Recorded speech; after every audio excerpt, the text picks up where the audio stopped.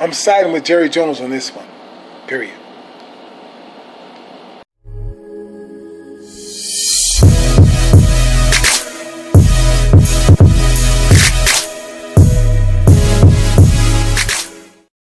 Cowboy fans, Cowboy Nation, it's Cowboy Legends for Life coming back at you again with another video with my hopes that you like the last one.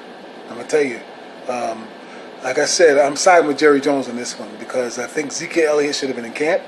I think Zeke Elliott should be getting prepared for the coming season and everything that goes along with that.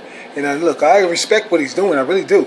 I mean, because I understand the premise of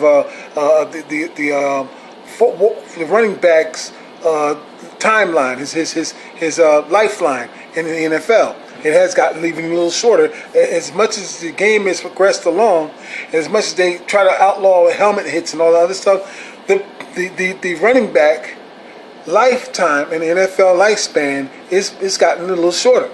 And so he wants to get paid now for what his services rendered to the Dallas Cowboys, and it's better than everyone else on the field in the NFL at this moment, at this time, and that's the truth.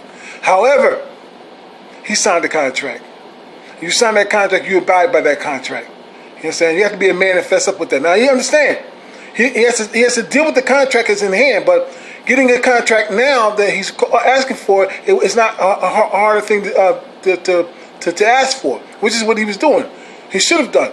But holding out, and for the sake of holding out to get attention is one thing, okay?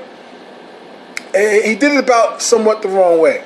And then when he came back from Kabul the first time, he should have kept his ass there in Dallas to talk it over. Now with Jerry Jones, about whether he made the joke about Zeke who, so what? I'm serious about that. As much as me, I can't stand Jerry Jones. So what? He said that he was joking. I can tell he was joking. But you know what? The man is right. The man is right. You have to be. It's all about the team. It always has been and always will be. You know what I'm saying? And at the same time, I tell you, Zeke deserved to be paid in the top echelons of the running backs. I still think he needs to be given more than Gurley money. But if the contract stipulates that they're offering is more than everyone else except Gurley, I would take it. I would take that right now, okay? And so, given the Gurley situation now, I think they're going to regret giving Gurley that contract themselves. The Rams will regret that. Matter of fact, if you think about how the season ended, the way it was, because without Gurley really on the field as a healthy individual playing for the Rams, they had no chance to beat the Patriots. In fact, they didn't score a touchdown. And let me tell you something. They could talk all this crap about it's a passing game now. It's a quarterback's game now. Bullshit. You ain't getting no championship without a running game. You're not getting there. And we'll go ask everybody who got there. All of them, even the recent ones. How did they get there? Running game. So I'm telling you. So Gurley it's not going to be the same anymore. If you got arthritis, that's a different story. Okay, either better stop eating tomatoes or get some sort of doctor who's an expert in arthritis, because it's not going to get any better. And not only that, the fact that they gave him that money, knowing his situation, knowing his injury-prone self too. Okay, it's not just arthritis; he's injury-prone. So they're gonna have to bear the cost of giving Gurley that money. Where Cowboys don't want to. Like Ezekiel Elliott, he's injury free, period. Okay, but he's not off the field free, but he's injury free. The point is that he deserved the money. He deserved money, but he went about it the wrong way. Okay, pride started getting away on both sides, and next thing you know, you got your heads knocking against each other, and nothing gets done. But Jerry's right on this one. Okay, so I'm sorry, Ezekiel, get your ass in camp, man. Get it right now. Sign the contract that's been offered, the last one, and get your ass in here. All right, period. That's what I got to say about the Ezekiel Elliott thing.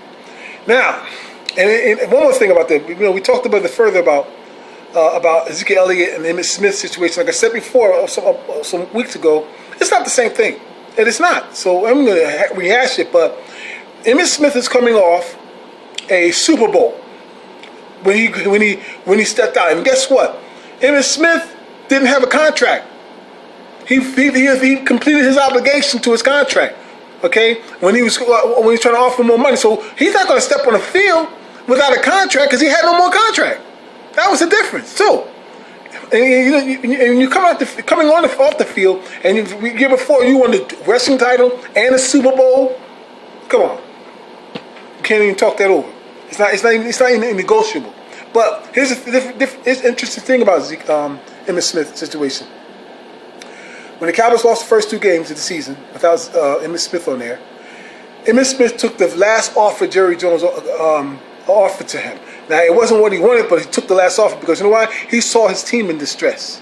And he took that offer and went back on the field, and, the rest is history.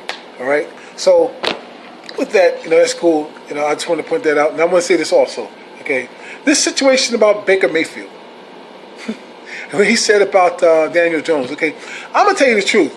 After listening to Rich Eisen and several others, they took him out of context on purpose. And remember this now. If I'm gonna say this for you, okay? He may have said it, maybe it's wrong for him to say it, but he didn't say it in the context that people think he did. You got to listen to how Rich Eisen explained it, because he explains it very well. So I'm not gonna be able to try to do what he did, but he explains it very well. All right, that it was in essence that he would do a thing, he would do something that would help the team win in terms of looking for someone who's a winner. You know what I'm saying? He had a losing record. Daniel Jones did. He coming off the Duke. We don't know how he's going to play. We still don't. People think that he did one preseason, but that's preseason. Hey, the regular season is a different beast, and so is the postseason, another different beast. Okay, so you can't just sit there and say that Daniel Jones have arrived. That's bullshit. All the Giant fans can get upset all they want. Their first reaction was the truest reaction. I'm gonna keep that up until they realize that, because they don't know what Daniel Jones can do. He looks like he's got good talent. He looks like he got a nice strong arm. He looks smart, like a smart kid. Give him that. I'm not betting against him, like I told y'all before. But however, you don't know what he's gonna do until he's on the field to do it. And with that, that's what Baker Mayfield meant. That's all. Now, he shouldn't have said it. He should have kept his own quarterback situation with himself, and stop, trying to compare everything else to what he's doing or who else is doing whatever. Okay, but he wasn't trying to be nasty. He wasn't. So I'm not going to blame Baker Mayfield for that. But I will say this.